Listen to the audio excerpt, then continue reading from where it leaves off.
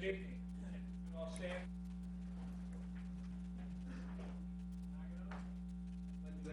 To the flag of the United States of America.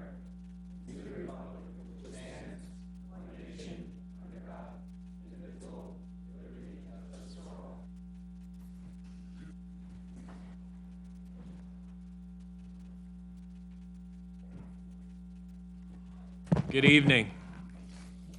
Before we start, I spoke to the mayor this afternoon, and he wanted me to thank the board for their diligent work on this. He's not feeling well, and he has a procedure that he has to have done Friday, so he didn't want to come out tonight.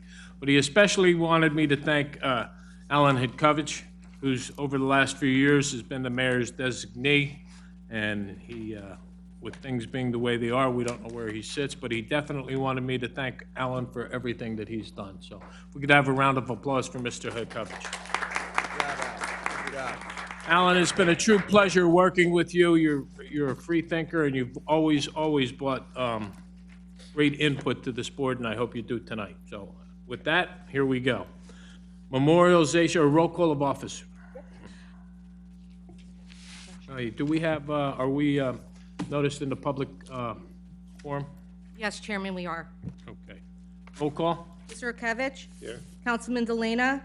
Mr. Davis? Here. Mr. Kelly? Ms. Lee? Mr. McEnone? Present. Ms. O'Leary? Mr. Velosin? Ms. Montilla?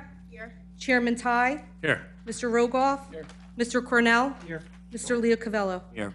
We have a quorum? And I think we're going to give Mr. Delina a pass. He had a baby boy 2 days ago, so let's hear it for Mr. Delina and his wife. Congratulations. If you could please put Miss Lee in, she just walked in off of the 7:30 bus. Thank you, Deborah, for showing. All right. Memorializations of resolutions. We have the Grump Industries number 2 site, Bob Downey, 302 Journey Mill Road, Block 58, Lot 3.02. What's your pleasure with that resolution? Chairman, make a motion, we approve the resolution as written. Do I have a second? Second. All in favor? Any opposed? The ayes have it. I needed the acceptance of the minutes for the planning board of October 16th of 2019. Can I have a motion for that? Make that motion. Second. Any questions on that? If not, all in favor of accepting those motions? Aye. All in favor, good. Communications? None. None. So we're going to get right into the site why we're all here today. Congratulations, thanks for coming. I hope you all been waiting for this as long as I have. Been waiting for it for over 20 years, so let's get to it. The Saraville Site Plan and Subdivision Hearing for the Saraville Seaport Association, Riverton. Hello. Hello. Good And- evening, everyone. My name is Jennifer Phillips Hey, Smith. Jennifer, how are you? Doing well, thank you, Chairman. We are here this evening on behalf of Saraville Seaport Associates Urban Renewal LP, which we will call SSA. SSA is the developer, the designated developer for a portion of the waterfront redevelopment area. We're specifically here this evening seeking preliminary and final major subdivision approval, preliminary and final major site plan approval, and 3 design exceptions that we will detail later in the testimony. We are excited to be here tonight, and we have a great deal of people in the borough to thank for being here. We need to thank the mayor and council for the work that they've done, particularly this summer, in amending the redevelopment plan so that these uses are all permitted.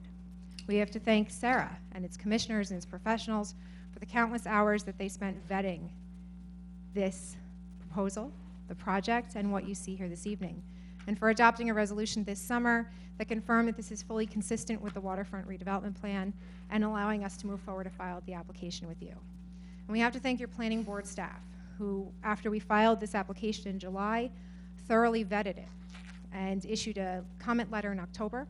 We then revised the plans, resubmitted, and received a subsequent comment letter recently, both from CME and Mr. Leoncavello. You'll hear later in testimony that we have reviewed those letters and the applicant intends to fully comply with them. As you can imagine, with a project of this size, we have a large and dedicated team of professionals. And we have a number of them here for you this evening. We have Mr. Polston, who many of you know, as he was here to give a project update. He's our project executive, and he'll be giving just a brief overview of the project and its history.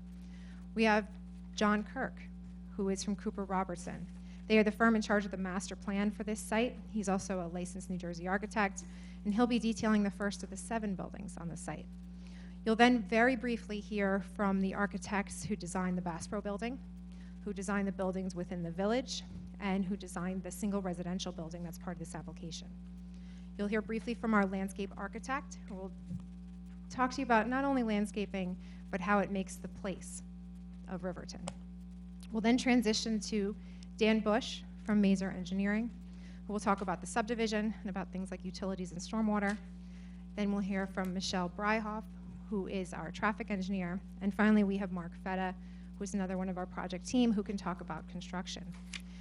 Now, I know that sounds like a lot. So what we've tried to do this evening is to put together a single deck of exhibits so that we can move through them efficiently. And what we'd like to do is mark this entire package as Exhibit A1. So this is the color package before you. It's up on both screens so the public can see it and so that the board can see it as well. But we'd like to mark that as A1. As we mark that A1 on. Thank you. As we go through the presentation, we'll be acknowledging A1, page 1, page 2, etc. We've also, to kind of help move things along, handed out a summary of the 3 design waivers that we've requested. We'd like to mark that as Exhibit A2 so that you have that in front of you for reference throughout the testimony. And with that, we'd like to bring up, the last thing on my list. We have provided public notice in accordance with municipal land use law, both published and mailed, and we have provided the board secretary with our affidavit to that effect. I've reviewed the affidavit of service and notice of publication. I find it to be in order, consistent with the requirements of the municipal land use law. Since I'm talking now, I might as well just continue, and I ask that you kindly stipulate into the record. Stipulate into the record the professional reports that have been generated by our borough staff in this matter, specifically the report by Jay Cornell dated December 10, 2019, which I know you have, Yes. and the report from our planner, John Leoncavallo, dated November 27, 2019, revised December 3rd, 2019. Certainly, you can be heard with respect to things you agree to, don't agree to, wish to be heard on. Is that acceptable? That's acceptable. I would add that attached to Mr. Cornell's report were the 2 resolutions that were previously granted as to this site. So I presume those will be stipulated into the record as well. They're part of his report, so that it all goes in. Thank you. Let me just ask you one final question. Is there anything in that engineering report that you can't do? You agree to comply with all the terms and conditions contained there? I'm not talking about providing testimony. I'm talking about the terms and conditions that are contained in the engineering report. The applicant will comply with all the terms and conditions in the report. And I assume similarly the planning report, but for the relief that you seek. Correct. All right, thank you. Thank you. So with that, we'd like to call our first witness, Kevin Polston, our project executive. So you want to raise your right hand? You swear or affirm the testimony you're about to give the board in this matter is the truth, the whole truth, and nothing but the truth, so help you God? Yes, sir. We're going to need his name and address and credentials. Name and address. So Mr. Polston, if you'd start with your name, address, and then go into, for the benefit of the board, a summary of your education, experience, and your role with this project. Kevin Polston, 1000 Chevalier, Sayreville. Office address would be acceptable? Sure. 08872. As long as we can find you. You can find me there. Better than home. I'm the project executive for Riverton, and I've been in that role since 2017, just over 2 years. I took this assignment to come to Sayreville, New Jersey, understand this market, understand this particular location, assist SSA with the reformulation of the development plan and ultimately execution of that plan. And as such, I'm responsible for the oversight of the day-to-day activities of the redevelopment. Mr. Polston, we're going to turn to page 2 of A1. Can you just very quickly orient the board to the project site? Sure. As I'm sure you're all familiar with this site, but it consists of 3 parcels. Parcel A to the east of the 35 bridge, that parcel has actually been deeded to the state and to the county subject to the reservation of a small portion for some future roadway improvements. It was deeded to the state and the county for permanent green space. Parcel B is landlocked and is the subject of future development opportunities. It's part of the concept plan that's been approved, but it will actually be, none of Parcel B will be the subject of tonight's application. And Parcel C, west of the Driscoll Bridge, is actually the primary development parcel that we'll be focused on in the near future, and what the where the site plan components that we're considering tonight are located. And this project, although we're here today, is actually the result of a very long road. Is that correct? Yes, it is. In 1996, this was designated as an area in need of redevelopment. The waterfront redevelopment plan was adopted by the borough in 1999. In 2007, SSA, as Jen mentioned earlier, Sayreville Seaport Associates, was designated as the redeveloper for the project. In 2008, the waterfront redevelopment master redevelopment agreement was signed. In 2008-2009, the remediation plans were formulated and initiated in 2009, so remediation started in that time frame.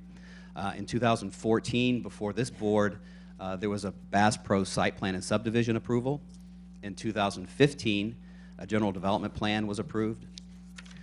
In 2016 and 17, as the market evolved, SSA reformulated itself and began to look at alternatives to the mall-based site plan that had been carried forward to that date. And that's when we, North American Properties Atlanta, were brought in, and I was part of that team to come in and help them reformulate that plan. That brings us to the exhibit that's page 3. Can you describe what this is? Yes, so in 2017, this is the concept plan that was approved by the redevelopment agency in February of 2019. When we became involved in 2017, the first thing we did was to undertake redesign of the plan. We came before the agency in 2018, February of 2018, with an initial preliminary concept plan. Over the following 12 months, we worked with our design professionals and the remediation professionals to coordinate remediation and development plans for the site. And this plan that you see is the result of that exercise, and it was approved on February 28th, 2019. Now, we're not here to present every building shown in this plan, correct? Correct, yes. All right. The application tonight is simply a subset of the approved concept plan. Now, there are two areas that I know have been brought up before that are actually not part of the planning board's jurisdiction, but I think it would be helpful to give them an update to provide context as we move forward with the design of the project. And the first would be remediation. Can you give a general update as to the remediation of the site? Sure. If you can flip to the next slide, it may help. This is a fairly recent aerial from a few months ago. As I mentioned, part of our role on the development side is to coordinate with remediation and to make sure that the development plan that we're pursuing is ultimately deliverable in coordination with the remediation standards. So what you see going on in this particular slide, the area to the left, west center of the project, where you see a lot of disturbance, that's where the primary industrial facilities were. So that area to the center west of the plan and to the center east of the plan are the two areas that are subject of this Phase 1 application. So that's where efforts are being wrapped up to prepare those areas from a remediation standpoint to transition from remediation to development in 2020. You previously mentioned Parcel A, which is not the subject of this application, and how it's dedicated for open space. What's the status of the remediation there? So the remediation, as part of the acquisition of the property and approval of the redevelopment agreement, the SSA agreed to remediate and cap Parcel A as part of the dedication for permanent green space. That physical work has been completed, and documentation is being finalized now with the state and the county with respect to management of Parcel A. But all of that physical work has been done, and it's in documentation closeout at this time. And all of this work is being done as part of the site's designation as a brownfields development area, correct? Yes, we're under the jurisdiction of a BDA. We have quarterly meetings with the BDA. The New Jersey Department of Environmental Protection is closely involved in monitoring, well, first of all, approving the remediation plan, monitoring the progress against the plan, and ultimately closing out all components of the plan through the DEP through the BER, the Bureau of Environmental Radiation within the DEP, and through the LSRP process, the licensed site remediation professional who deals with non-radiological materials. So it's really three subsets of government oversight. Now, moving forward from the remediation, there's another process that will shortly be taking place that will not be before this board. Although there may be public questions about it, those are questions that will be answered at the council level. And that has to do with the public finance component of the project. So can you describe the process that will be coming up before the council that may concern a financial agreement? Yes, so part of the process of redeveloping this site will involve public finance components. We've identified 2 public finance components that are critical for us to be able to move forward with the development. These are not new concepts. They've been around for many years. We have an application before the State Economic Development Authority for an economic redevelopment and growth grant. That application is active and under consideration at this time. Locally, we are in the process of working with the borough's designated professionals on the analysis and underwriting of a payment in lieu of taxes or pilot program. We're in a pre-application phase at this point, so we're really just undergoing the physical impact analysis and another pro forma analysis to support that application. And when you do make that application, that will be the subject of a public hearing at the council, correct? Yeah, that would ultimately go before council. Okay. Well, thank you, Mr. Polston. Thank you. To jump into the design, I'd like to call up John Kirk from Cooper Robertson. We'll swear in Mr. Kirk. Sir, you want to raise your right hand? Do you swear or affirm the testimony about to give the board in this matter is the truth, the whole truth, and nothing but the truth, so help you God? I do. Or is he going to be an expert, or is he a lay witness? From here on out, we're all experts until the end. Okay, let's So- qualify him. Thank you. Mr. Kirk, if you could summarize your education, experience, and licensure for the board. Certainly, I'm a licensed architect in the state of New Jersey. I got my Bachelor of Science degree from Georgia Tech and a Master's in Architecture from the University of Virginia. I've been practicing for 35 plus years. We'd like to qualify Mr. Kirk as an expert in the field of architecture. Need a motion? I'll make the motion. Second? All in favor? Thank you. Approved. I'm going to hand this over to you so you can change it.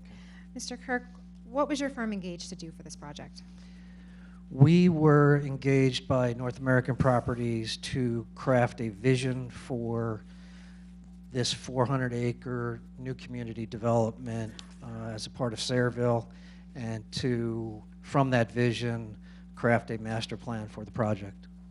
All right, and I know we're going to go through a few slides here, starting with page 5, on some of the things that were inspirational to you as you went through this project. Well, these were inspirational. We visited the Sayreville Historical Society as a team.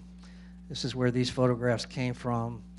Just anecdotally and personally, I'm a New Jersey native. I was born in Elizabeth, raised in Linden, and have raised my family for the last 25 years in South Orange.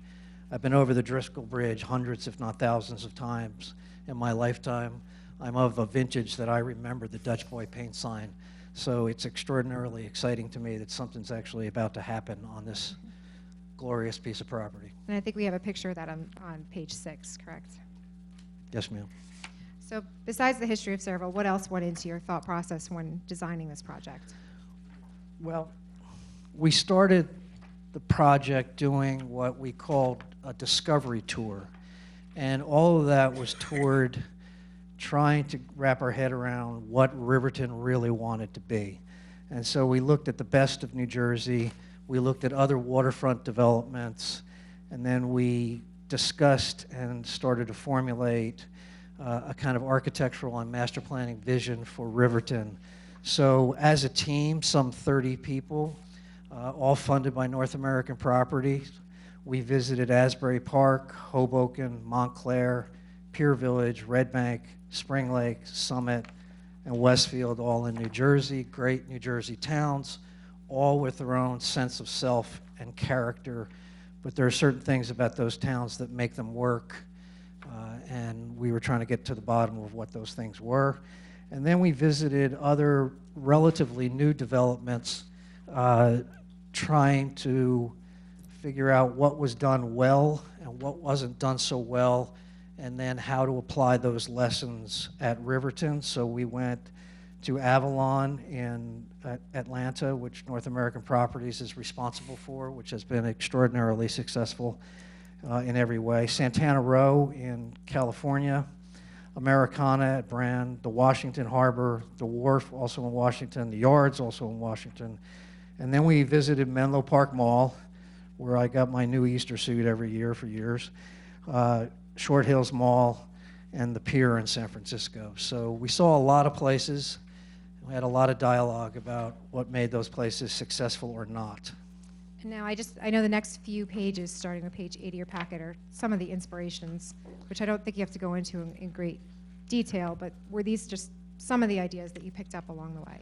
Certainly, it's about how do you physically craft a vibrant place, a genuine place, and it's about scale, it's about texture, it's about materiality, it's about landscape, it's about the relationships of buildings to open space, whether those are streets or public parks, and walkability, the things that make communities tick. And these are just a few images of great places, largely in New Jersey, or all in New Jersey, I think. And then again, we visited other more recent developments, many of them waterfront developments. This is a waterfront development. Extraordinary opportunities there. Some of them took good advantage of that waterfront, some of them not so much so. All right, and then with this, sort of skipping ahead, my understanding is you had a team meeting. The next step in the process, we had what is called in architectural parlance a charrette, which is an intensive period of work where we gathered the entire project team in our offices in New York, including marketing people, business people, certainly the development team, and we drew together, we had dialogues about things, we pinned up drawings and critiqued them all collectively, and we came out the back end of that exercise with this diagram, which became the kind of direction for the project. We've come a long way. We began this in October 2017, but the bones of what you see in the approved site plan can be found in this initial conceptual sketch. And that brings us to the next page, page 12. Is this the approved concept plan that was approved by Sarah in 2019? Yes, ma'am. Okay. Sorry. And now, this evening, are we talking about all of the buildings on this plan or simply a subset? We are not. We are talking about phase one, which fundamentally creates the front door for Riverton. All right, so going to slide 13, is this a representation of the portion of the concept plan that is the subject of the application this evening? So you can see the areas that are intended to be developed in phase one, both horizontally and vertically. Okay, and we generally group them into three different areas. Can you just very briefly describe the three areas? Certainly, there's a node which is what we are calling the Highway Services Campus. There is the Bass Pro Shop and its grounds, and then what we're calling East Village, which is the first half of the town center. All right, moving on to the next page, Exhibit 14. Is this an overall list, without reading through it, is it an overall list of the buildings that are proposed as part of this application? So phase one includes some 15 projects here of various scope, and we can take you through those in detail.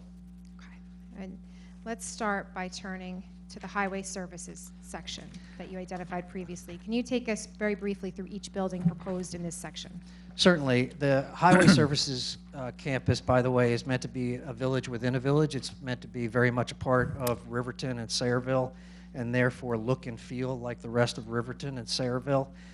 So we're working with a number of possible tenants for these buildings and working with them with their kind of architectural standards, lighting standards, signage standards, and trying to bring that in line with other ideas for how Riverton will play out aesthetically, architecturally, and materially.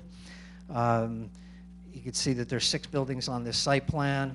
There's a convenience store with where you can get fuel, 8 pumps under a canopy, a pharmacy, some to-be-determined retail program, a bank, and 2 restaurants with drive-through windows. If you could just take us through to the next slide, which we are on page 16. Certainly. What is- So this is the convenience store. Sorry, I need glasses for this.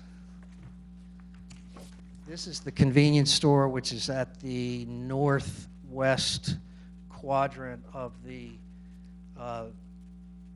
Highway Services Campus. It's about, where is the, oh, my cheat sheet I'm here. sure the square footage is on the plans. It's 5,600 square feet.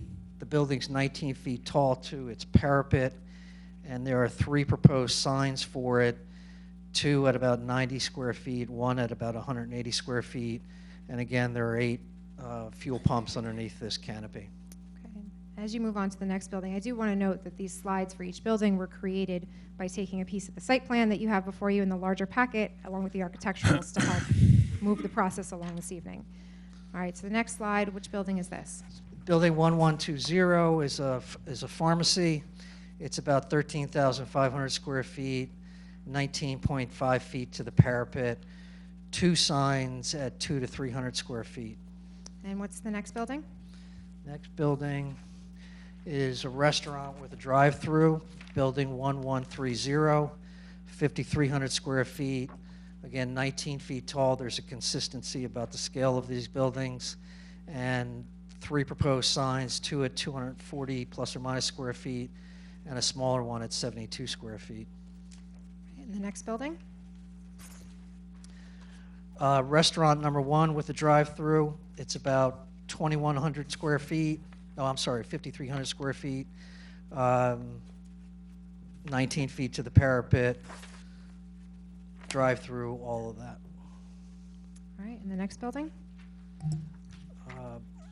Bank 1160, 3,500 square feet, 19 feet to the parapet, and 3 signs, 2 at 90 square feet, 1 at 180 square feet. And the next one? So this is potentially, Building 6 on the Highway Services Campus could be another retail function, relatively the same scale as the other 5 buildings, or potentially what is known as a mid-rise vehicle sales building. So it's about 84 feet tall. It is 6,000 square feet, and there are 2 potential sites for it, one within the Highway Services Campus and then another one north of the Bass Pro Shop. And if you go to the next page, page So 22. you can see in the site plan here again is the Highway Services Campus. The mid-rise vehicle sales building is kind of in the center of the system there. Alternatively, it might go to a site that is north of Bass Pro and Bass Pro's parking and storage. Okay.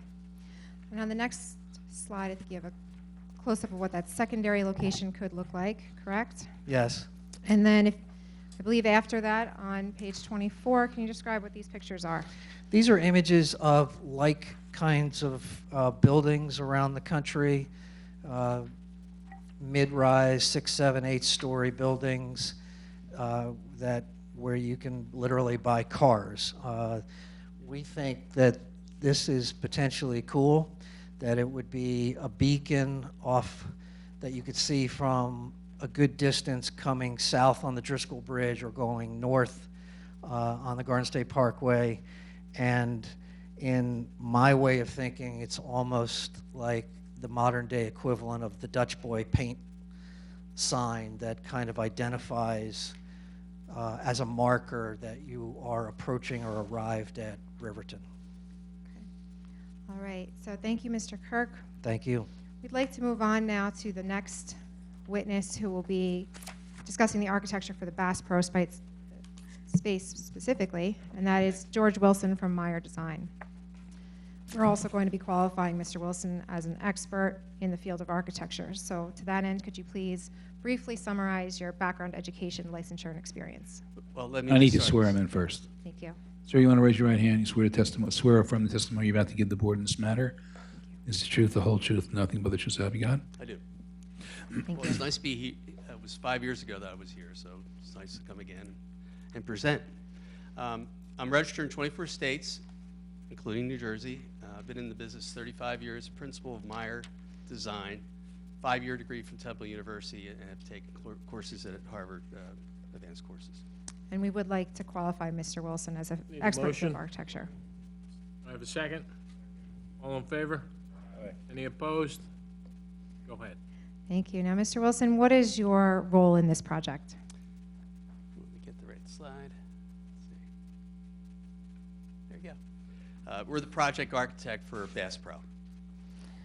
Can you describe, I know Bass Pro was part of a previously approved site plan. If you could just briefly give the board an overview of the proposed building location and the minor things that may have changed since it was last approved. Well, I really have to start to say it hasn't changed that much. We were at 205,000 square feet. We were roughly at 200 last time. We made some minor changes in the corner of the building, back in this corner. But the main entrance still remains the same. It's off to the side here as you come in. Off to this side is the entrance to the bowling alley, restaurant, bar area, which would have a separate entrance, and it could be used at different times as other than the shop. As you come around, we'll have the boat area where they're, and this side, this is where they'll have exterior sales for boats, and also boats will come in, and right inside is where the boat sales area is. In the front, it'll be amazing landscaping, giant pond where the kids will learn how to fish. There's a bridge over the pond. Lots of displays out front, so this will be really a fun place.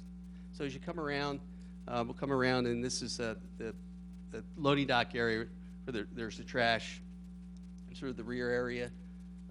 That pretty much describes the whole area around the building. And I'd like to just go back one slide to 25. Can you just point out where the extra boat storage area would be? Back in this area right here. So removed from the village itself towards the back of the project, is that Right. correct? Yep. Okay. All right, moving ahead to page 27. Can you very briefly identify the restaurant and the bowling alley? Oh yeah, this is a lot of fun. This is the interiors for the Bass Pro. It's an experience as you walk through this space. Front door here, boat sales off to your right. They have the tracker boat, which is very successful. Come in, have many sales. There's shoes off to the side, men's and women's apparel, camping equipment back in this corner, kayaks, fishing, hunting materials, all in this front area. It's roughly 135,000 square feet of display. We have about 20,000 square feet of back office, back warehouse area for storage and access and offices and things like that. Then off to the side, this is the fun area. They call it the fish bowl. This is where the restaurant is, the bowling alleys, and a bar. And it has the outside entrance, but it also connects to the inside as well. Right. And these are the elevations that were submitted on page 28. Are they relatively similar to what was previously approved? Almost exact. Okay. And then on page 29, what is this slide? This is the main entrance, and I like to call it's sort of a mountain lodge design concept. Bass Pro's from the Ozarks in Missouri. This is their home. This is what they sell, and this is what their buildings look like. It's heavy timber materials. We'll have that sort of heavy timber look. Some of it's in fiberglass. I have to say that. There's some board and bat, some horizontal siding, some metal roof as accents, asphalt shingles. The stone is those giant pebbles that you would see in the sort of the riverbed. So that's that sort of rustic, heavy stone look, which becomes the basis for the columns. So that's the main entrance. Pops up and creates an area for a flag. All right. I think that's all on the Bass Pro, unless I've missed something. I think that's it. All right. And with that, then we'd like to move on to talk about the architecture in the village. So thank you, Mr. Wilson. Okay, who's up? Next, we'll bring up Brian Tolman to discuss the architecture within the village. If If you could be sworn in, Mr. Tolman. So you want to raise your right hand, you swear or affirm the testimony you're about to give the board in this matter is the truth, the whole truth, and nothing but the truth, so help you God? I do. Mr. Tolman, can you summarize your education, background, licensure, and experience for the board?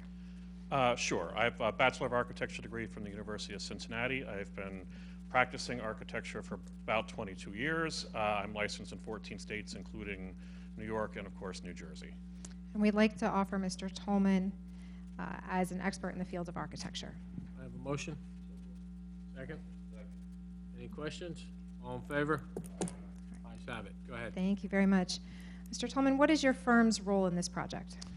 We are the design firm, architects of record for the Village East. And you could just briefly I'm sorry. identify the village. This zone of the project. Okay. Moving on to slide 31. What is slide 31? So this is that area I just pointed out, blowing up a little bit larger so you can understand the collection of buildings. And I'm going to walk you through all of the buildings and parking garages except for the center. And, 6,000. and to get a sense of the scale, if we could look at page 32 and you could describe what this is. So this is an image standing with your back to the waterfront, looking back towards the highway area of the site, with the hotel site on the left side as you're looking at it. And you're trying to get a sense of, as you move closer to the water, the scale is moving down, and you're moving from something that's more contemporary towards the highway, towards a more industrial, romantic aesthetic as you move closer to the riverfront. Okay, now I'd like you to briefly walk through each of the buildings. If you could start with building 6300 on the plan. Sure. Building 6300 is a cinema building. It's an 88,500 approximately square foot footprint, 2 stories high to 60 foot. 60 foot high at 2 stories. This will contain around 15 separate cinemas, more or less. The signage on the site is there's a 440 square foot proposed sign at the entrance with a 96 square foot sign mounted on the side of the theater space and 2 signs on the canopy, one of 88 square foot and one of 32. Moving to slide 34, is this generally the floor plan layout for the first floor of the theater? Yes, including potentially worth highlighting the passage that connects the surface parking back to the green space on the site through the middle of the building. All right, then moving on to the restaurant, which I believe is actually physically attached to the cinema, is that correct? If this is the cinema building, the restaurant is the front edge of that cinema building, so that's number 6200. This is a 7,237 square foot building, 45 foot high, 2 stories. And this building is likely to be a restaurant or perhaps more than one restaurant, is that correct? Correct. The proposal right now is there are 2 28-foot signs on the building. Okay. So moving on to the next building, building 6400, what is this building? This is a retail restaurant building located off of Street B. That's 46,000 square feet, 40 foot high, 2 stories again. Signage would be determined by the tenants as we figure out closer to who would occupy it. On to the next building, this is building 7000. What is this building? So this is the mixed-use retail office tower. So it's a retail space on the first floor, and the second through the 9th floor is office. The retail on the ground floor is a 53,000 square foot footprint, and then the floors above get down to 26,000 square feet. And then there is a sign, a rooftop sign on top of this building, correct? Yeah, perhaps, I mean, the real feature of this is, you heard mentioned earlier, that the references to the Dutch Boy paint sign is placing this Riverton sign up at the top of the building to be that beacon to the site, seen and visible from the highways and the bridge as you come across the Raritan. And is this just the side elevation of the office building, is that correct? Correct. All right, so moving then from slide 38 to 39, building 7100, what is this building? This is a conference center building, and it's meant to be connected to the hotel, which we'll share in just a second as the next building. But this is a single floor, 48,000 square foot conference center building, 40 foot approximately in height. And you said that's connected to building 7200, correct? Connects to building 7200, which is a hotel retail mixed use building. This is a 26,000 square feet of retail on the ground floor. It's a 300 key hotel. And it is a 10-story building, Right. approximately 135 feet high. And then people may ask, where's everyone going to park? So if you could just briefly highlight the two proposed structured parking decks. P2 and P1 on the sort of the highway side of the site are the two proposed parking decks. There's, in P1, 1,140 approximately spaces, and on parking deck P2, about 1,636 spaces planned today. All right. And that brings us to the end of your testimony. We have one more building in the village. We have a separate architect for that. So we will call up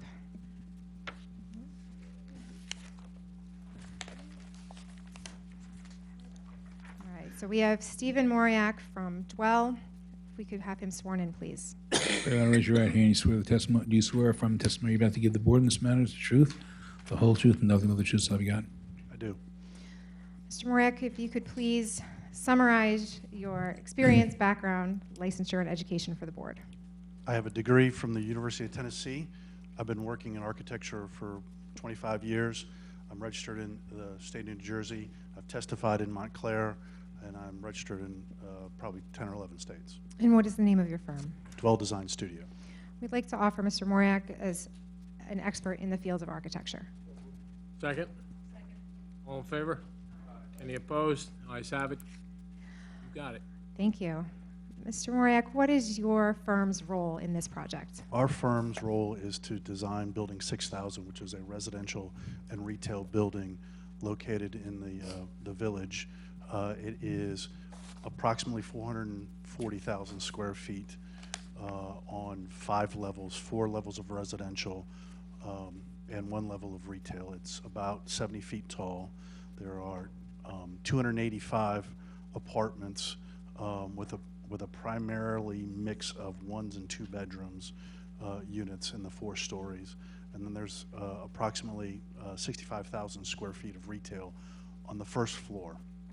On the bottom half of the site plan is an integrated 5-level parking deck for the residential units, as well as a separate retail loading, trash, recycling area, as well as a residential loading, trash, and recycling area on the first floor. The exterior skin of the building is a mixture of masonry, veneer, cementitious siding, cementitious panel, storefront, and windows. There's also a 168 square foot blade side for the residential, and there's also retail signage that is facing the retail fronts. I believe you have an example here on slide 44 of this type of building in a similar setting in Avalon. Is this correct? That is correct. And where this sort of goes to, we have very high appointed amenities space because we know that these amenities make great places, and this is what Riverton's all about. And then so moving from these amenities is talking about the landscape and the streetscape, which is extremely important to the entire feel and vibrancy of the community. Okay. Thank you very much. So we've talked about the design of the buildings within the village. Can I ask a question? Sure. The 285 residential units, is that part of the 2,000 units on page 3? Correct. Okay, so, all right. What is the average square footage of the unit? Well, if we can have Mr. Moriak. We have not gotten that in depth yet. Is there an affordable housing component? So there is currently an agreement between the applicant and Fair Share Housing, and we are part of the borough's overall settlement. There is a mandatory set-aside on this site of 300 units out of the total of 2,000 that will be spread out bit by bit, building by building. Okay, So so the- the Some affordable units component are of- mixed in all over the place, Correct. right? And they're not, okay, great. Correct. All right, you've heard about the design of the buildings. We're now going to briefly touch upon the design of the place in the form of the landscape architecture. So I'm calling upon David Floyd from Site Solutions, if he could be sworn in. Sir, raise your right hand. Do you swear that or affirm the testimony you're about to give the board in this matter is the truth, the whole truth, and nothing but the truth, so help you God? I do swear. All right, Mr. Floyd, for the benefit of the board, can you summarize your background, education, licensure, and experience? It's my pleasure. I'm a landscape architect. I'm founding partner of Site Solutions. I've been practicing landscape architecture for 38 years. I'm registered in 25 states, including New Jersey. And graduated from Clemson University, go Tigers, and got my degree in landscape architecture from University of Georgia. All right, we'd like to qualify Mr. Floyd as an expert in the field of landscape architecture. Second? All in favor? Any opposed? The ayes have it. Thank The you. floor. Mr. Floyd, what is your firm's role in the Riverton project? We are landscape architects, and we design the landscape and hardscape. And in addition to that, we're responsible for bringing the experience, designing, coordinating all of the lighting, the music, the experiential elements that make this a wonderful space. We bring the magic to the project. That's our goal. If you could describe, starting with sort of the project's front door coming in off of Chevalier. Well, these are the front entrance, but they're being referred to as our approaches. There's a rather lengthy stretch before you get to the village, but in the approach, the concept there is to be a decompression zone, if you will, a transition zone from the busy freeway into the development. And it's characterized by the strong and simple use of repeating elements like trees, lights, pylons, and beautiful landscaping to give our guests a sense of arrival. And turning to slide 45, I think this is. Is this, what is 46? What is this a section of? These are just two sections taken through the entrance at Chevalier, showing that the tree-lined sidewalks, the lush landscape buffer between the 5 lanes of traffic and the pedestrians, and notice the grade change between Chevalier and Bass Pro, which really aids in screening the parking area at the rear of Bass Pro. Right. Turning to slide 47, what is this? Okay, the signage, we are not the signage designers, but it occurs on our drawings. These signs are made of metal and with bases of reclaimed brick, hopefully Sayer brick, if we could find that. But they're made of metal to evoke what is called the design aesthetic, which is mercantile industrial. They will have a channel which has lighting, has a plexiglass shield over it, so they softly glow at night.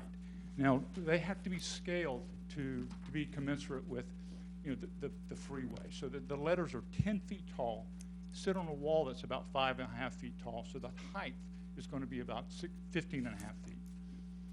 And these are the signs that are the gateway signs as you come into the development off the Main Street extension and Chevalier, correct? That's correct. And behind these signs, and in addition to the other landscape elements creating that repetition elements, we'll have lighted pylons.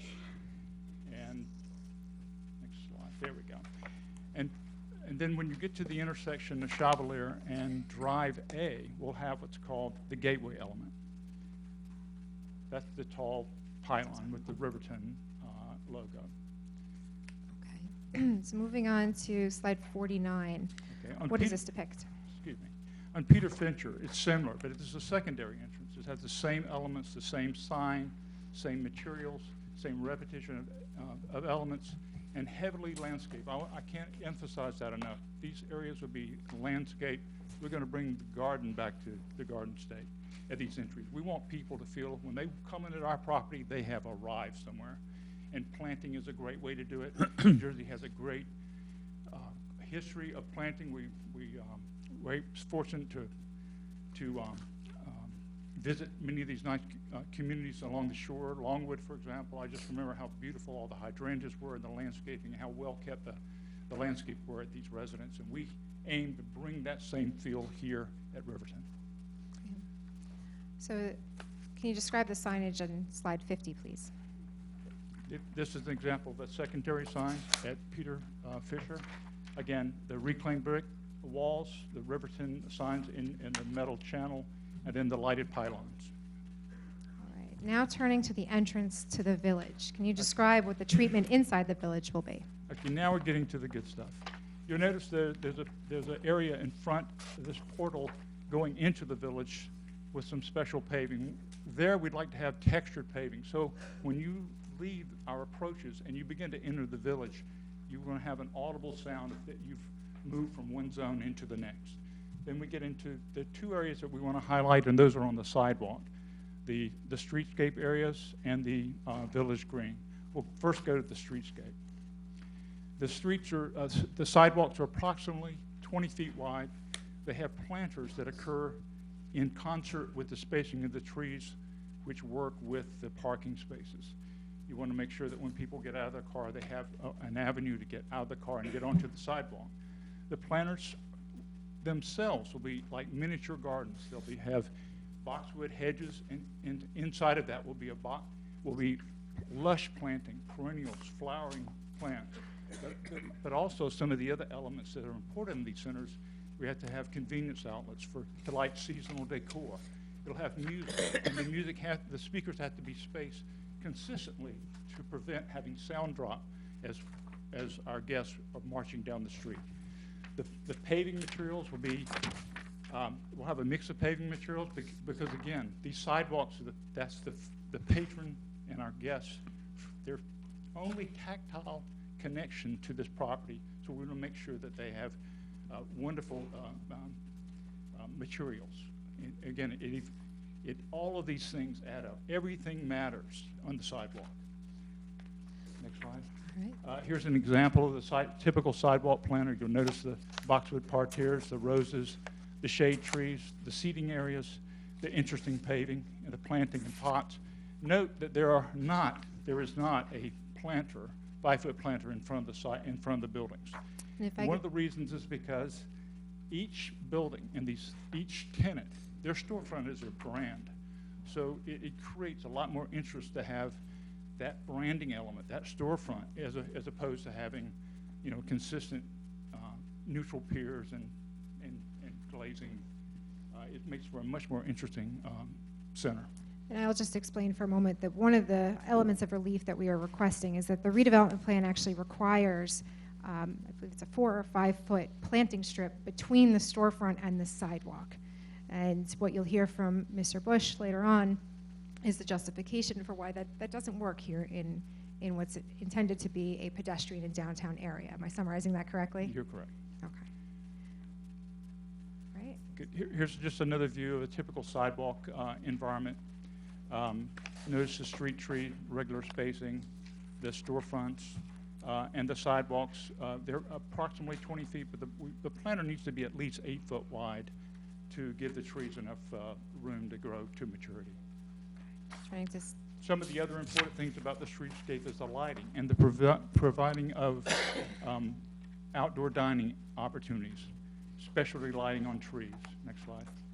But more importantly, providing spaces that people can use without having to feel as though they have to go to a restaurant and buy something.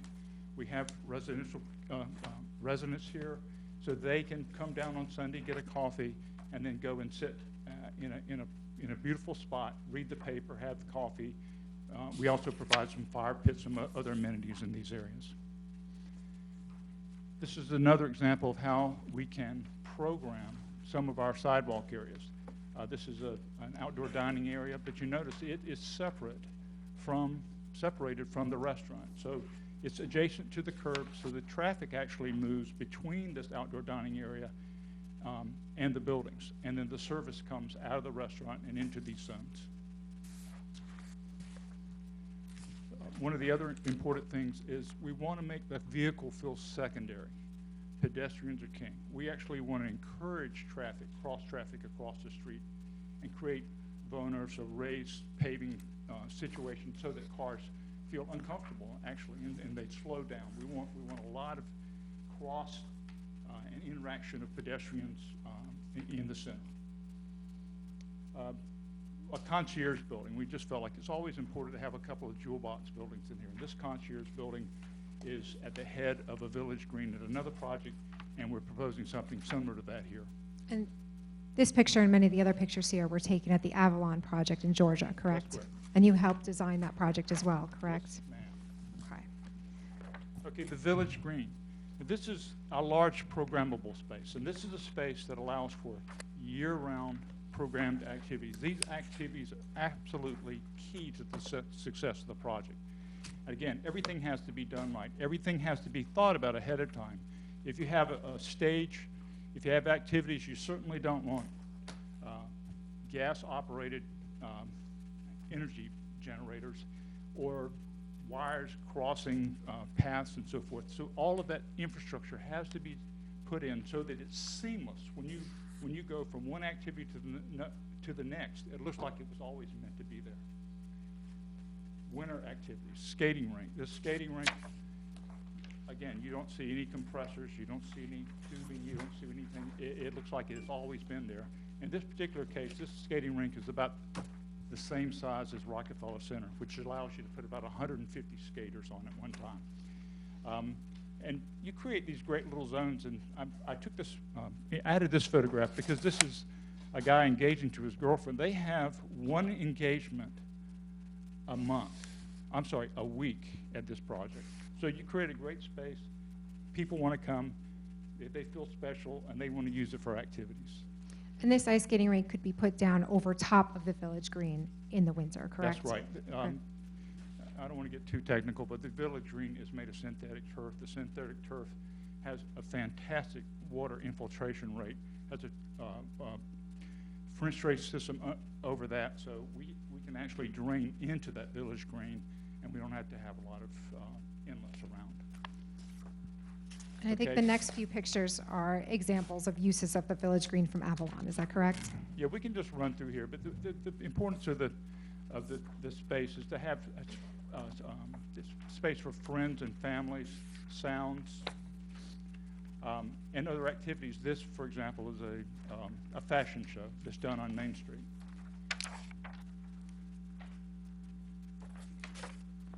And then if you do everything right, if everything is done right, if it's programmed correctly, you can have events like this. So you create a sense of community. This was taken last week at the lighting of the Christmas tree, where 2/3 of the population of the community showed up for the lighting of the Christmas tree. So if we do everything right, we can create a vibrant community like this. Thank you, Mr. Floyd. Now, we're going to turn from these pictures to site civil, which is slightly less exciting, moving from pictures of ice skating and Christmas tree lightings to utilities and stormwater. So this is Dan Bush from Mazer Consulting. If he could be sworn in, please. You swear from the testimony you're about to give the board in this matter is the truth, the whole truth, and nothing but the truth, so help you God? Yes, I do. And Mr. Bush, can you please give the board the benefit of your credentials, both in the fields of civil engineering and planning? Sure. I'm a licensed professional engineer and planner in the state of New Jersey. I've testified and been involved in this application since 2008. I've been practicing the field for 25 years. I've appeared and did the testimony for the general development plan and the Bass Pro plan with this board as previously approved. And again, we'd like to offer Mr. Bush as an expert in the field of both engineering and planning. Second? Second. All in favor? Any opposed? Thank you. Floor is yours. Thank you, Mr. Chairman. I'm going to review, there's two elements of this application. There's the subdivision and the site plan. I'm going to quickly go through the subdivision and what the lots that we're creating are, and then go through some of the elements of the site plan. I promise you it will not be as exciting as the testimony you've already heard, but nonetheless, I need to go through this for you. So briefly, we're creating 7 lots on Parcel C, and I'm going to just start with the north, which is the mid-rise vehicle sales. Second lot is for Bass Pro. We have Highway Services, which is in the lower right. Then we have the Village, which is towards the west. And then we have 2 lots which are for future development, one behind Epic Church and one just east of the Village. And then we have the lands remaining of the lot, which are a little over 200 acres. That will contain some development in this first phase. That will include the parking lot across the street from the movie theater, And it'll also include our wet pond, which is for our stormwater detention. That'll cover not only phase 1, which of this project, but also the balance of phase 2, which will be a subsequent application before the board. And then we also have the Bass Pro boat storage area within that next lot. We also create, in conjunction, you'll notice between some of the lots, you'll see the right-of-ways that are created for the roads, which will be built out not only for this phase of development, but for subsequent phases of development. So with that, I'm going to move into some of the engineering elements, specifically starting with access. Access is from Main Street Extension. There's 2 locations, one identified as Peter Fisher, which is the southerly of the 2 on the south side of Epic Church. And we have Chevalier, which is actually physically an access point as we speak. That's on the north side of the church. And those will tie in directly with the new elements of Interchange 125, which is due to be fully opened within the next couple weeks if we get some decent weather. The roads, as I mentioned, will all be constructed for this phase of development and in subsequent phases of development. So they're large, they far exceed the requirements that are identified in the waterfront redevelopment plan. The parking meets all the requirements by the area that it's in. So, for example, Bass Pro has its adequate parking, Highway Services has its adequate parking, and then we have a shared parking analysis, which is part of the package that addresses the parking for the village. Each of the areas has different trash and loading requirements. For example, Bass Pro has its designated typical loading docks at the rear of the store. In Highway Services, there's a variety of different means that loading is done there. Some have dedicated loading spaces. For example, the restaurants with drive-throughs do not have dedicated loading spaces. They will have night drop when the store is closed. That's when those deliveries will take place. Or in some cases, they'll have van deliveries during business hours, which can then utilize the existing parking spaces that are there.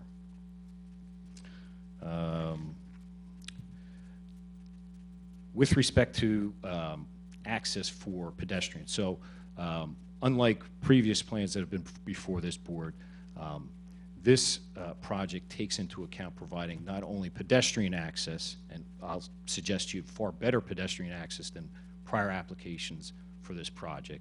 It also provides for bike compatibility. So there are dedicated bike lanes on Peter Fisher Boulevard, which again is the southerly access point, on both sides of Peter Fisher Boulevard, would lead you into the site. And then the 2 roads, one on the north side, one on the south side of the village, share the road, bike compatible roads, and they'll be extended all the way to the waterfront walkway.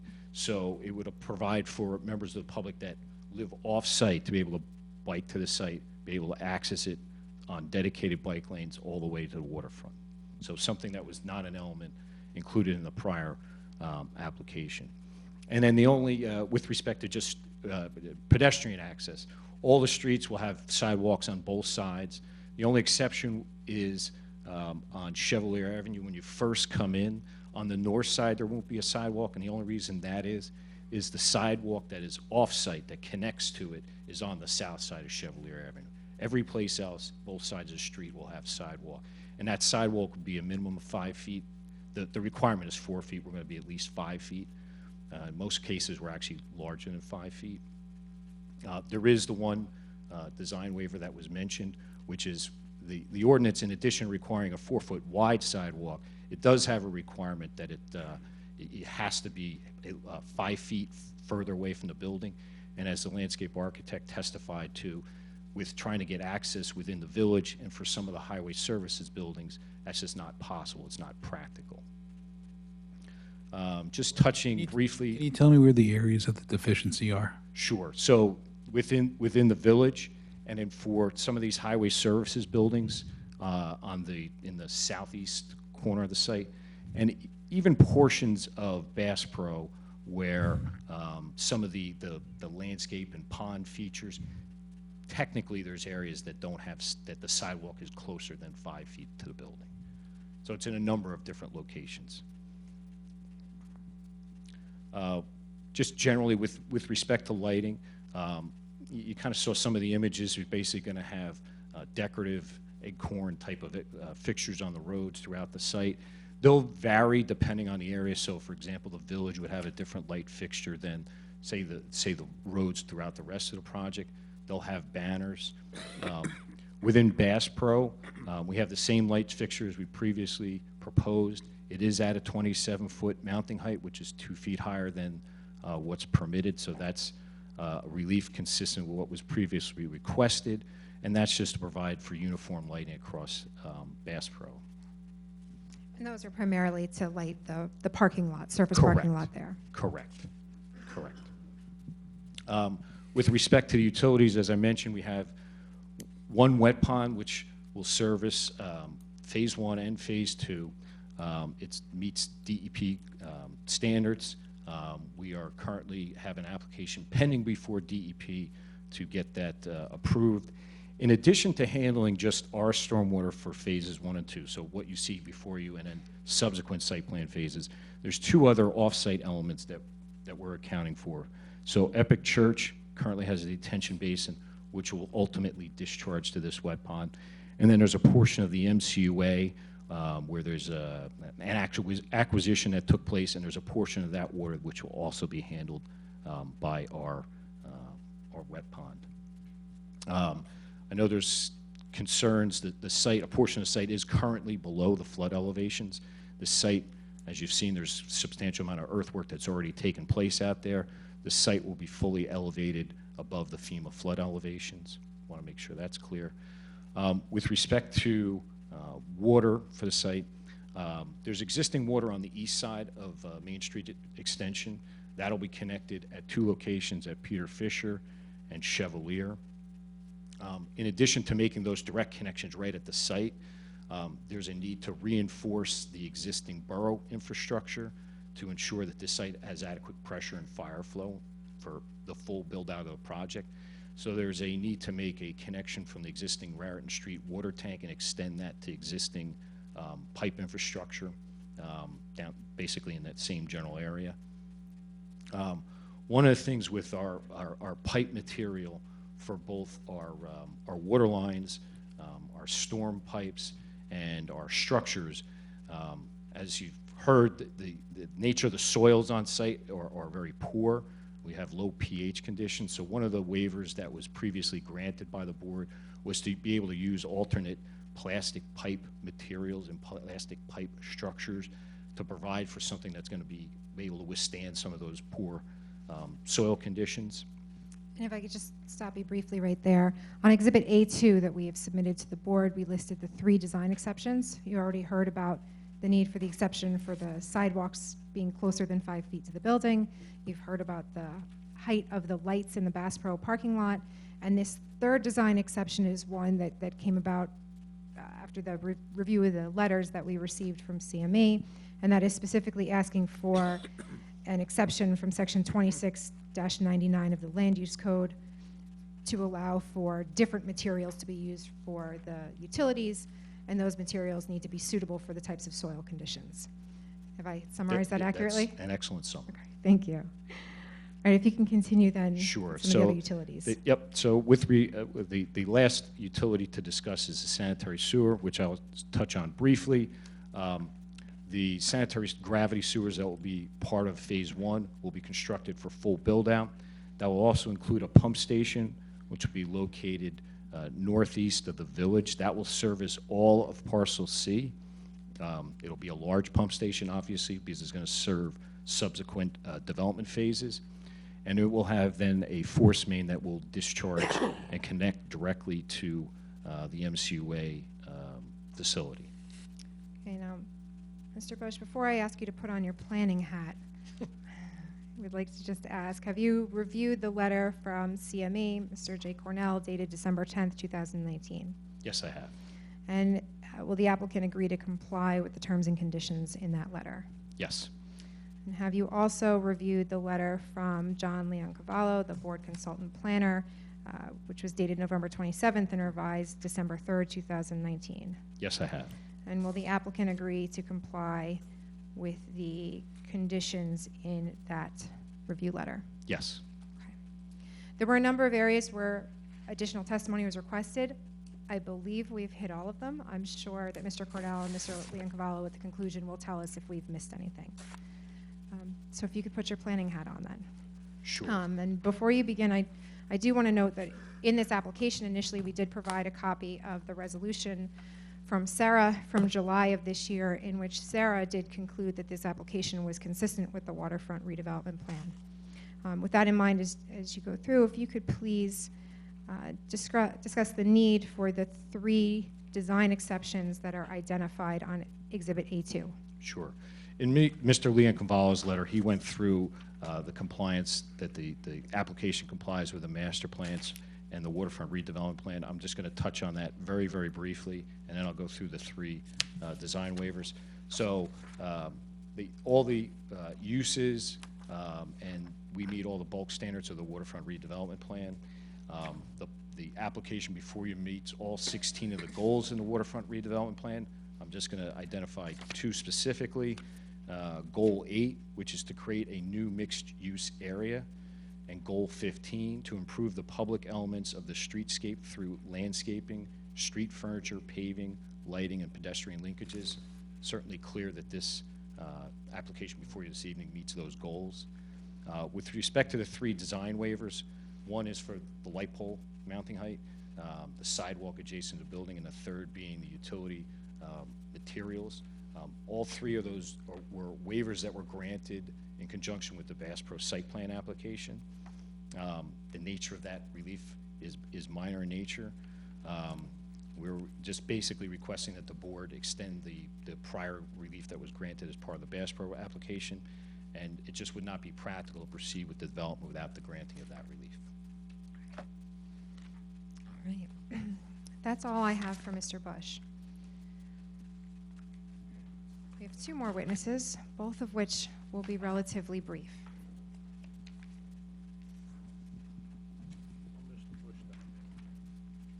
By the way, that was a resolution that was adopted March 19, 2014, is that right? The site plan application for Bass Pro was adopted in 2014, that's correct. And the relief that you were granted when that application was heard is in Schedule A attached to the resolution, is that right? That is correct. And specifically, that was paragraph 3 of Schedule A, where the applicant was granted a waiver from the height of the freestanding light poles, where 25 is the maximum 25 feet is permitted, and your proposal was 27 feet, correct? That's correct. That's correct. And then number 4 as well. And number 4, which is the 5-foot offset from the buildings. Yes, and then actually number 1, although it's not abundantly clear, but the waiver for the specified plastic pressure pipe for all the water main systems, we would ask for that one to just be slightly more generic to allow for the use of the necessary. You're going to have to address Mr. Cornell in the context of that. Mr. Chairman, we've had discussions with Mr. Bush, the engineer, and we would agree with the waiver request. Because of the soil conditions on the property, there are concerns about typical types of pipe materials that are in your design standards not being suitable for that site, so we have no objection to allowing alternate materials to be determined in the future. That'll be subject to the review and approval of the borough engineer. That's correct, yes. Is that acceptable? That's acceptable, yes. All right. All right, so now we move on. I'd like to call up Michelle Bryhoff from Mazer Engineering. If she could please be sworn in. You swear affirm the testimony you're about to give the board in this matter is the truth, the whole truth, and nothing but the truth, so help you God? I do. Ms. Bryhoff, could you please give the board a summary of your education background, licensure, and experience? Sure. So I have a degree in civil engineering from Northeastern University. I've been working as a traffic engineer for the last 11 years. I've been a licensed professional engineer in the state of New Jersey since 2014. My license is in good standing. I'm currently a project manager in the traffic planning group at Mazer Consulting, and I've testified in front of many boards in New Jersey as a traffic expert, locally Old Bridge, Wall, Randolph, Wayne, Colts Neck, East Brunswick. I have not had the pleasure of this board, but hopefully tonight. And I'd like to offer Ms. Bryhoff as an expert in the field of traffic engineering. All in Thank you. favor? Seeing no opposed, go ahead. Thank you. So just to give a brief overview, obviously this project has a lot of history, and just from a traffic standpoint, it also has a lot of history. We've gone through various levels of traffic modeling, all that have been presented to the local board as well as many state agencies, and there's been many iterations of the traffic modeling. It's a very complex model because it's obviously a very complex project. So basically when we did the modeling of the traffic, the improvements that were required, the infrastructure that would be required, that was for the overall intent of the project. So it's actually a unique situation because the improvements that are being constructed as offsite as well as internally are actually being constructed to serve the full development of the project, even though we are here, as you know, for phase one. So I will walk the board through just an overview of the off-site infrastructure improvements. And I've skipped ahead here to slide 72, if the board's following along. We'll go back to the other two slides in a moment. So slide 72. Yeah. So here we have an exhibit that illustrates the proposed off-site infrastructure improvements. What we've done here is we've highlighted the improvements in green, yellow, and orange. Hopefully that's legible to the board. Green being what's already been constructed, open to the public. Yellow being, as Mr. Bush mentioned, anticipated to be completed in the next few weeks.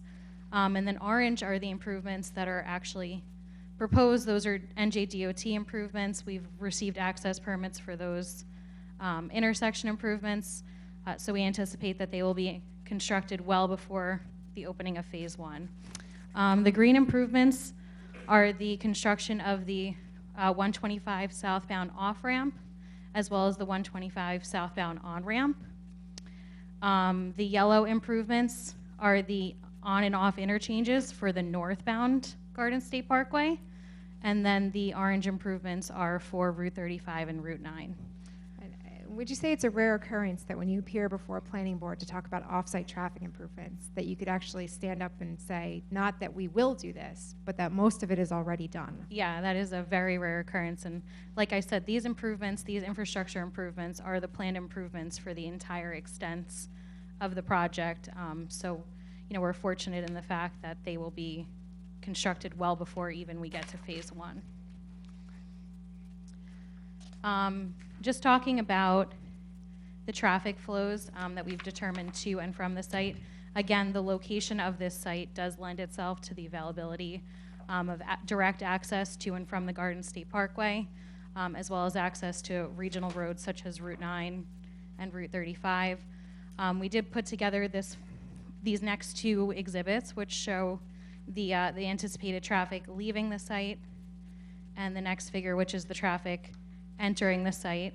We're finding that more than 80% of the traffic will be destined towards those regional roadway networks, with a percentage of about 12% traveling along Main Street, which would be the Sayreville traffic, South River, points basically south of the site. So with all of that, we did put together a traffic impact study, again, for phase one of this development.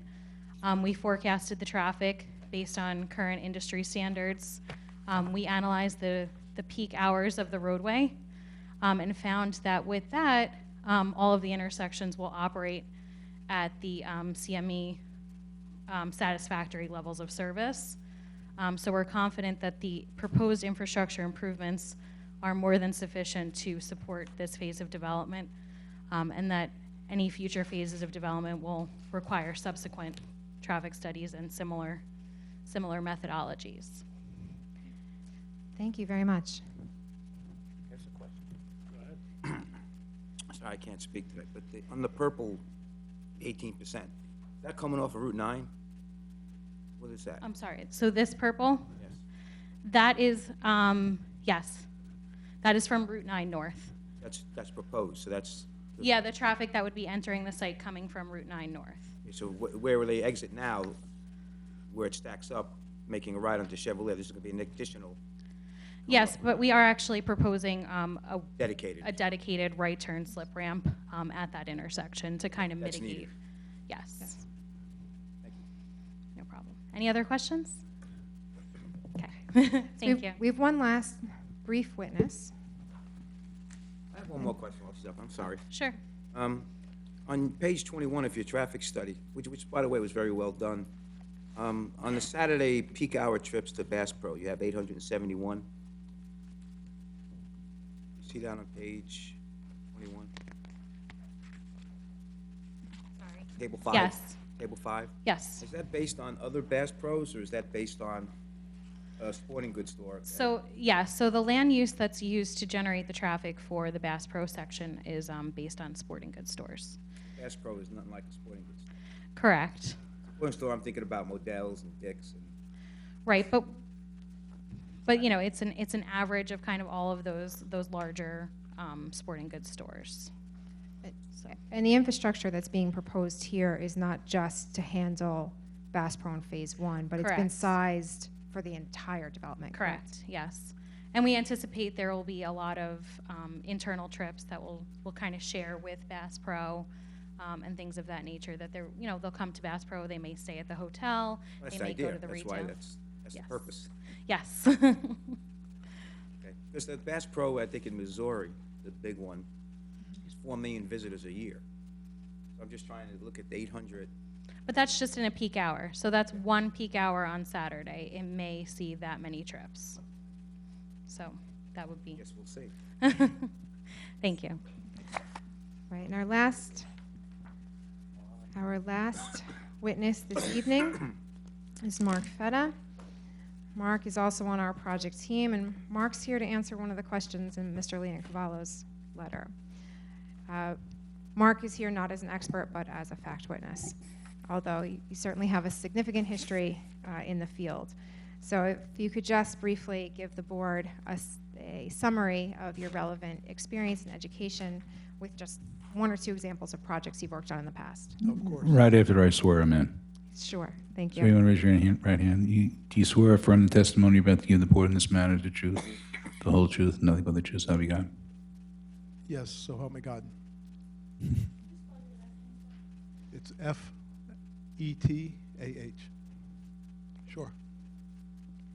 Okay, so start with my education. I have a bachelor's degree in architectural engineering from Penn State University. I stayed an extra year and got a 5th-year advanced degree in construction management. More recently, I earned an MBA from Carnegie Mellon University with an emphasis on asset management. And if you could just give 1 or 2 examples of projects you've done in the past that are of this similar scale. Sure. Okay, so in the 35 years that I've been in the project management, construction management, and design management business, I've been fortunate to work on a number of projects that I will draw direct experience from that is applicable to Riverton. I'll just name them quickly: Epcot Center, World Trade Center, Euro Disneyland, Paris, France, Canary Wharf in London, England. Here in New Jersey, I was responsible in the field as a general superintendent for Princeton Forestall Village, just south of here on Route 1. For a number of years, I was the executive vice president of design and construction with Harrah's in Atlantic City. I'll just mention 2 other projects: Hudson River Park Trust in Manhattan, which has significant waterfront features, as well as the renovation of the Staten Island Ferry Terminal in Staten Island. Again, mixed use, multimodal, waterfront facilities, destinations. And Mr. Fetta, what is your role in this project? Okay, my role, I guess, is probably the most fun, the most enjoyable of all the other professionals here. Basically, as a design manager, I was here with this project team that you met today, all these wonderful professionals, and I really facilitated the blue sky approach and the view of design. Not start with constraints, but start with possibilities, and you see the manifestation of that design here. I'm also responsible to really deliver this project, right? I'm the guy that gets it done. And that starts with permitting, safety, and quality, and scheduling. We'll touch a little bit upon that possibly in some questions. I do want to stress, however, that the how of what we're building is very important. And that how is in unison and a committed relationship that we have, that I have, with the New Jersey Building Trades Council. Several representatives are here today with us, who I've been working closely with on the current remediation work that we're undertaking. I just wanted to mention quickly Kevin Duncan, who's the president of the New Jersey Building Trades Council. Along with him, his colleagues Phil Mancini, Sprinkler Fitters, John Dwyer, Local Insulators, Don Cooper with the laborers, and Jack Huey with the plumbers and the fitters. So that is my job. I tried to be brief. I don't know if I was. And in his review letter, Mr. Leon Cavallo asked about sort of the timing of this. Assuming all of the other approvals are in line, what is the next step for the construction process? Sure. Okay. So if we could just refer back to one of the site plans that we have. The very first component of this project and the subdivision that our civil engineer attested to, it includes these main roads, Chevalier, Peter Fisher, and what is presently now known as Road A. This is the keystone to success to this project.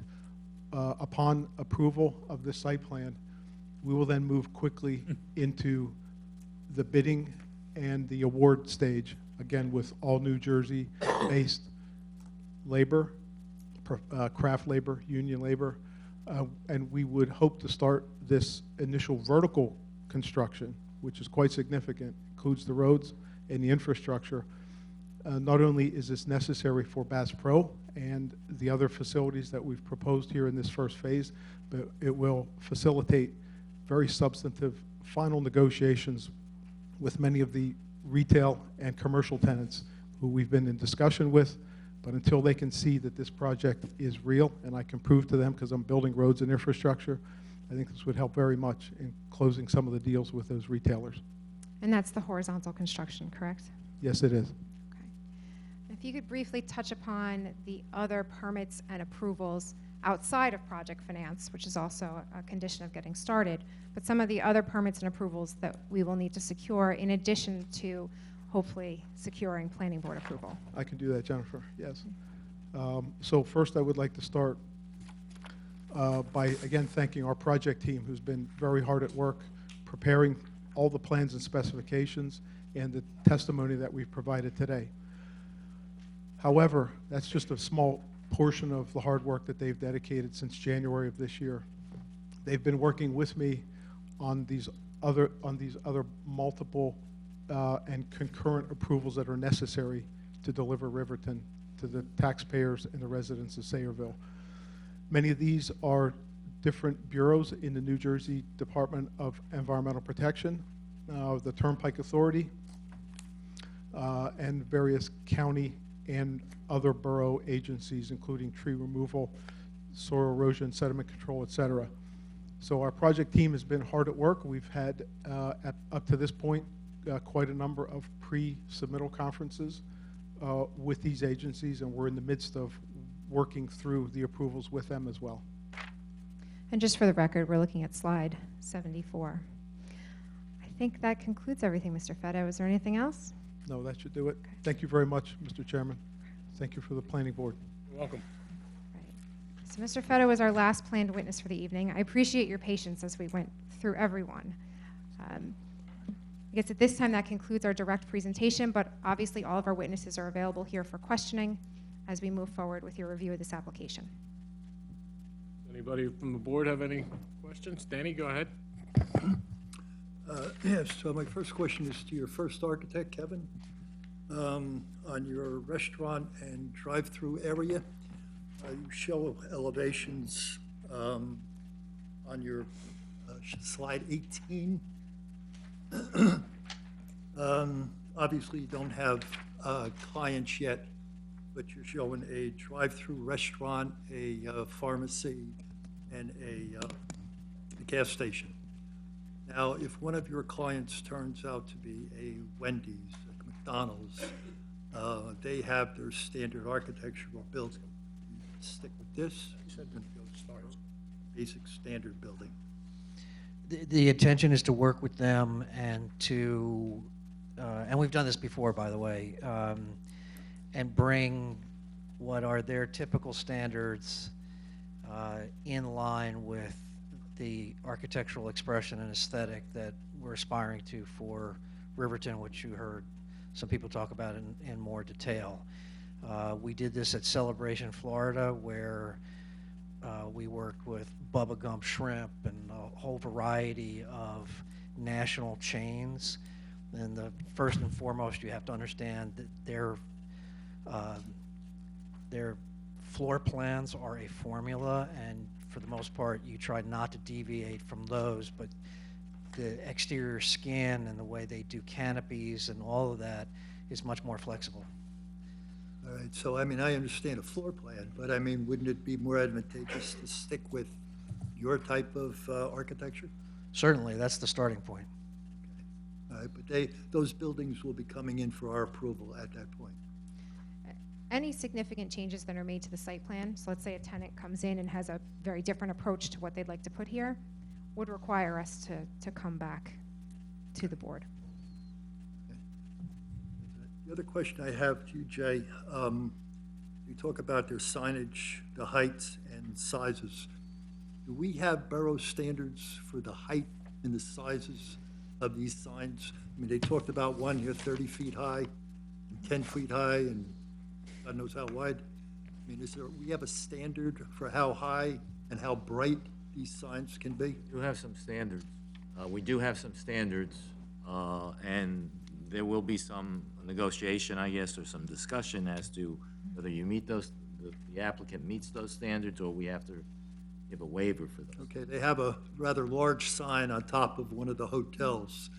Just wondering, is that going to conform to what our standards are? I don't think that conforms, but So under the redevelopment plan, rooftop signage is permitted, and it is not limited in size. It does, however, have to be reviewed by Sarah, which it was, to make sure that it is contextual within the building. So for example, that size sign, I'm sure Sarah would find it's not appropriate on top of the pharmacy, but on top of the Signature office building, they determined that it was compliant with the waterfront redevelopment plan. And that is an amendment to the waterfront redevelopment you plan. did that's in that, you place. said that before, that you did it in the past year, you had some amendments. Correct. That. Correct. Just to clarify, this is not your basic sign ordinance that you're used to dealing with. In the redevelopment plan, there were specifics that were included in anticipation of these types of signs. So your redevelopment plan did address what's being proposed here, We but don't have any 20-story buildings in town. right, Correct. but rooftop signage, approval from Sarah, those things are all included in the redevelopment plan, so they are in compliance with those requirements. All right, that's it. Thank you. The guy from Bass Pro, can we bring him back up? Sure. So, And look, he's Mr. Wilson. smiling already. The one question we get asked is, as public people, when are you gonna start building? We wanna know, because if Bass Pro starts building, just like everybody else, the one gentleman said, if I put the roads in, I can get other people to come. Well, everybody in town knows Pro Bass is coming, thank God. If we give you approval tonight, how long before you have a shovel on the ground to work? I actually think that's a question for Mr. Feta, since he's Oh, overseeing okay. the construction schedule. Mr. Well, I like the guy from Bass Pro anyway. Well, he designed, Mr. Wilson designs the building. Mr. Feta is in charge of making sure things get Okay. built. But I can say it's going to take about 18 months to build, so. How long was that? 18 months, okay. Yeah, so I'd like George too. I also like the guys from Bass Pro. I'm working very closely with their design and construction professionals. Part of our lease requires that SSA and the borough deliver certain utilities, certain infrastructure, and certain, and physically the building pad itself. And so that building pad will take approximately 6 months to construct, at which point then the landlord and the landowners obligations would be fulfilled, and that's when the 14 months could start. Okay. 18 months. Or Thank the you 18 very months, much. yeah. So we're looking 2 years. And that's, Yeah, of to course, open. from the time of full approvals. We can't put a shovel on the ground until we have all of the approvals in place, which, as you heard Mr. Feta say, are all in progress. And this is certainly a key component of getting the rest of those approvals in line. Thank you. If you want to get attacked at ShopRite, I have an answer. Thank you. There you go. Go ahead. Mr. Savage, you had mentioned that the roads that you were going to construct would also be a part of that if everything was approved. Would that be going on simultaneously while Bass Pro is being built, or is one contingent upon the other? Yeah, the first phase, the first part of it is necessary to construct roads so that. I guess that's the Chevalier Road going in and the other Yeah, something Fisher. Actually, it's the building pad itself, the extension of this building pad itself, and also to bring certain temporary utilities to the Bass Pro site so that their contractor could start. While Bass Pro is being built, or is that need to be built in order to do that? That's the approximately 6 months that I mentioned a few moments ago, enabling work that the landowner needs to deliver to Bass Pro that they can start construction. That's part of Sayreville's. That's part of the landowner's get that obligation. done. And so that's 6 months, and then the Bass Pro would. Then Bass Pro starts, 18 yeah. months after Yep, that. so hypothetically, it'd be next year, yes. And just to elaborate on that. Sure. Do you think that, is there a schedule that you've had that you've made with Sayreville that in your mind, they told you 4 months, so in your mind, you're thinking, okay, we're gonna start the roads in 4 months. Just thinking if that's gonna take 6 months, when does it start? Yeah, I know you don't have approval yet, but you must have a timeline going on. And to be clear, just to clarify, is it the borough that's building the roads, or is it SSA that builds the roads? It's SSA, so yeah, again, it would take, we will, upon approval of the site plan, we would bid that work out, award it, and be prepared to start, Is that usually like a 4-month process, a 6-month process to bid it out and get? 2 months. Oh, 2 months to bid it out, yeah. But the construction start on that would have to wait until the other approvals come in line. But we can be Yes. bidding it out and getting ready while those other approvals are hopefully coming together. And again, that relies on that list that you saw before, and also on borough council approvals and state approvals. Like Mr. Ty said, everybody asks, when are they gonna see a Yes. snow? When are they gonna see a dump truck? Yes, Yeah. yes. I was on site one night at 9:30, and 2 guys pulled up in an old car, and they were looking for the archery range. I said, it's not ready yet, but, yeah, people are excited about it, no question. Good. So are we, thank you. Other questions from the board? Go ahead, Mr. Kelly. The volumes of stuff that was sent to us, you know, speed reading. But there were some things about the 100-year flood and the 100-year storm, the 25-year storm. There was drainage issues where the river would be higher and it would drain into that area versus away from that area. Was that all addressed? Is that something we're talking about tonight? I can have Mr. Bush address that question. Sure. So just from a stormwater perspective, just as a big picture for the project site, to meet DEP criteria, the standard that we need to meet is to address water quality. If we were not adjacent to tidal waters, we would have to do attenuation to deal with, 10, 100 year storm events. What I think the comment that you're referring to is that should a tidal flood event occur, that the elevation in the wet pond, which is has a permanent water surface elevation around 11. The flood elevation is in fact like 15. So in the case of a tidal flood event, yes, there would be water that, for a 100-year tidal flood event, there would be water that would actually enter into the basin. That's correct. Just for reference purposes, keep in mind that the mean high water out in the river, for that matter, the spring high water is 2.6. So you're talking about a 13-foot surge. Now, I recognize the sensitivity to flooding within the borough. Just for reference, the site never saw that elevation at the time of Sandy. The existing elevations out there are around 10. Actually, in some areas, they're 8. So there was, a couple feet of flooding on site during Sandy, but we were nowhere near 15. So although that's what's now shown on the preliminary maps from FEMA, and which is what we're required to design to, and we're going to fill the site and keep the buildings well above that elevation, I would just suggest to you that the likelihood of a tidal flood event actually doing that and backing in is probably less than 1%, but be it as it may, that's the design event that we're utilizing. So the preliminary flood elevation is post-Sandy, that's not old data? That's correct. That's shown on the January 2014 map, which is still preliminary, believe it or not, 6 years later. And that is the map that is of jurisdiction for any of the permitting that we do. Mr. Chairman, Mr. Bush, just clarify, you're talking about flooding just in the basin area? That's correct. The site, the building elevations are all well above the flood Correct. The elevation? buildings are going to be on the order of 18, 19. Okay. Elevation 18, 19. No. Yeah, I'm not following I that. understand the terms, horizontal and vertical, so the horizontal roadways. I'm asking Mr.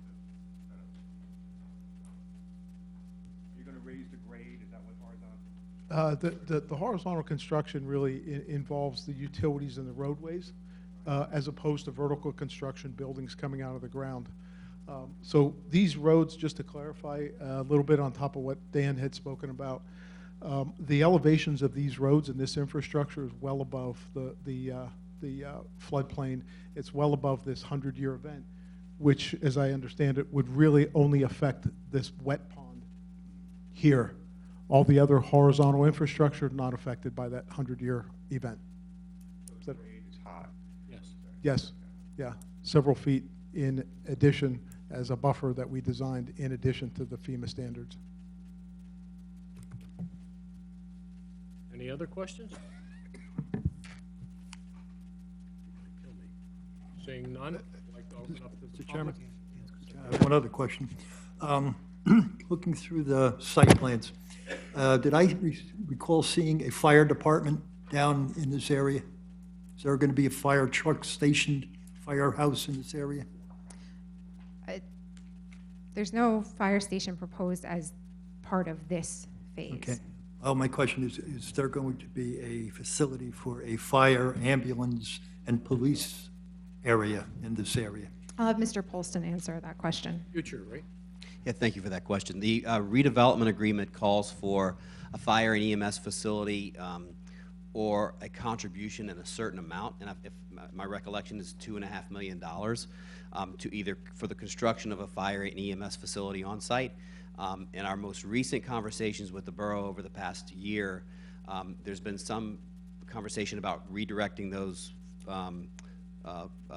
funds into existing facilities to reinforce existing facilities, to rebuild or resupply. So from our perspective, it's what I would call a liquidated obligation. We look at it as money that the borough should invest as it sees fit to meet its fire and EMS needs. So How about police security down in this area? Well, so the obviously the main Sayreville PD station is about a mile away. We've had some preliminary conversations with Chief Zabrowski. We will have ongoing conversations about the integration of our on-site security, which we will have a full on-site security. You're going to have your own on-site We will have security? full on-site security, yes, with central control, monitor, 24/7 security on-site, Okay. and we'll be coordinating that with the police force. Anybody else from the board? Motion, we open up to the public. Make a motion, we open to public, second? Second. All in favor? Anybody from the public like to speak? Anybody from the public like to speak? Come on up, introduce yourself, tell me where you live.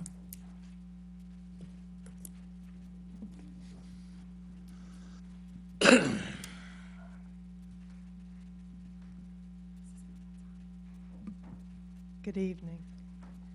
I'm Carolyn Pravlik. live Ma'am, I in need to Wa- swear you in. Sure. Can you raise your right hand? You swear affirm the testimony you're about to give the board in this matter is the truth, the whole truth, and nothing but the truth, so help you God? I do. P as in Paul, R-A, V as in Victor, L-I-K. I have a question as to the full plans for the area. On page 11, it shows a marina. Is a marina still contemplated as part of the project? I can have Mr. Polston answer that question. That's fine.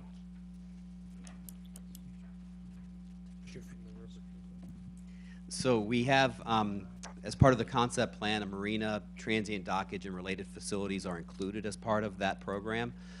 There's no marina included in this current application. We don't have any waterfront development included in this application at this time. Thank you very much. I understand that, but is it still contemplated for the whole development eventually? It's a portion of the approved concept plan. And it's planned to continue? It's not going to be dropped or anything like that? It's not part of this concept. It's not part of this application. It is part of the approved concept plan. Okay. And the current plan shows a scour hole off of the wet pond. Will that scour hole be going into the river sediments? So there's actually there's three outfalls that are permitted with DEP right now that are permitted to go into the river. One, yes, immediately adjacent to the wet pond, one more centrally located to the site, and then one towards the north end near the parkway. So they all three will have scour holes that are in the river. The first one will be what we call Culvert C, which is in the middle of the site, and then Culvert B, which would be the one down by the wet pond. So yes. And what is happening with regard to the contaminated river sediments that you will be building into? We are obligated to address anything that we touch.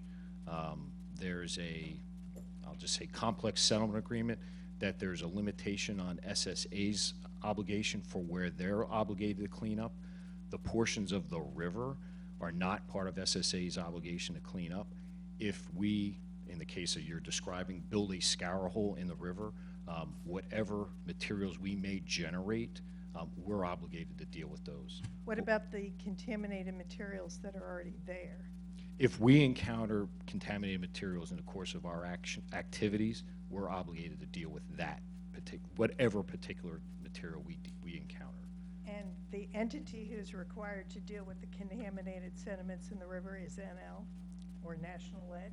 I'm not going to, I'm speaking only to what SSA, I don't want to suggest who's responsible for the river, so I'm not going to answer.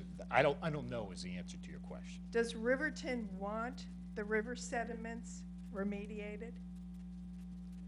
I don't think that's a question. And I just want to clarify, as the residents come up, are they asked to put their address on the record for That's for true, and she Saraville? didn't. Sorry.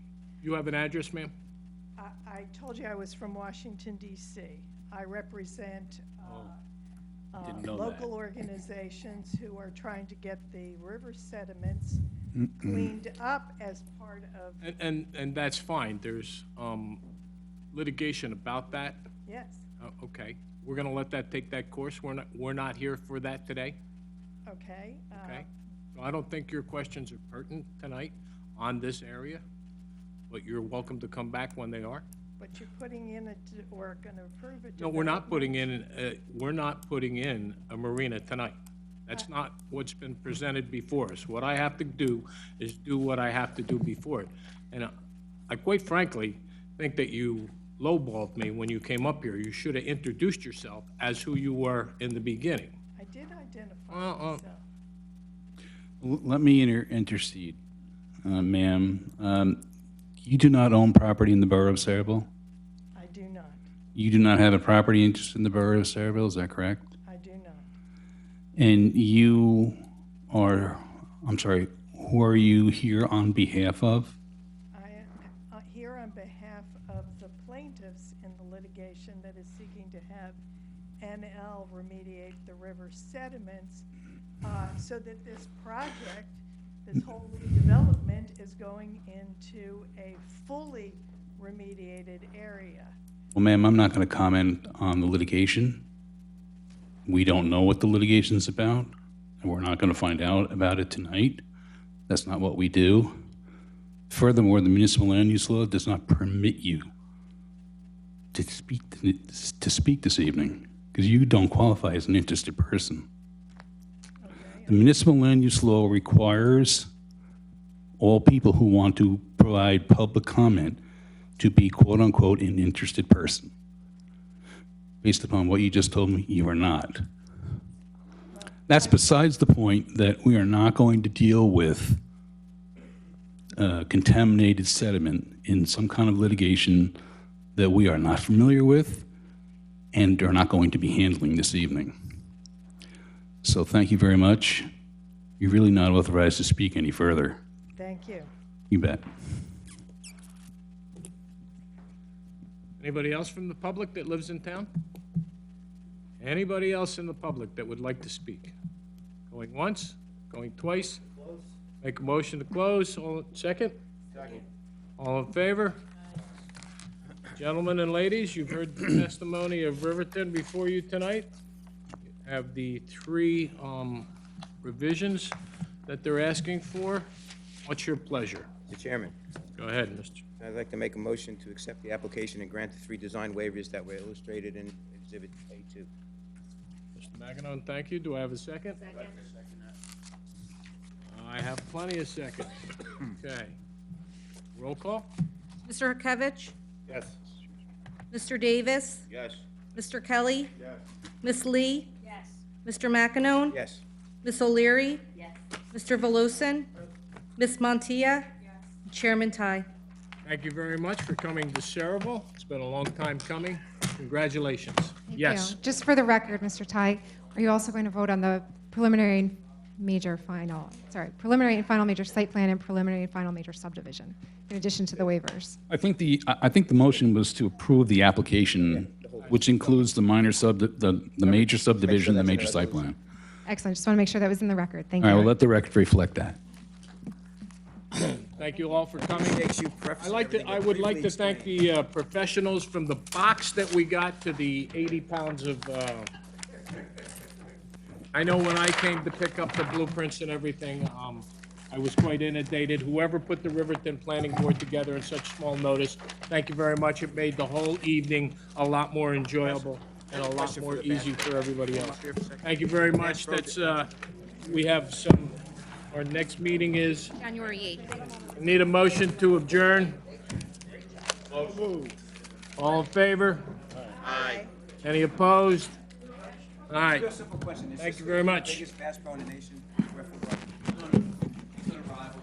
One in Missouri? Is it bigger than Atlantic City?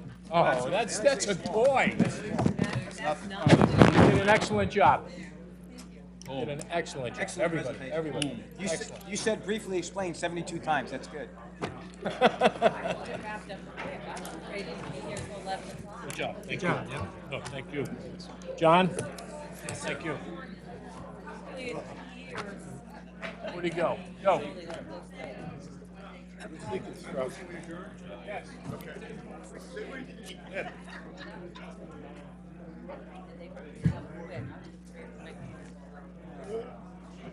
Last meeting. Good night. Have a safe trip. Mayor says it's key, so. Mayor,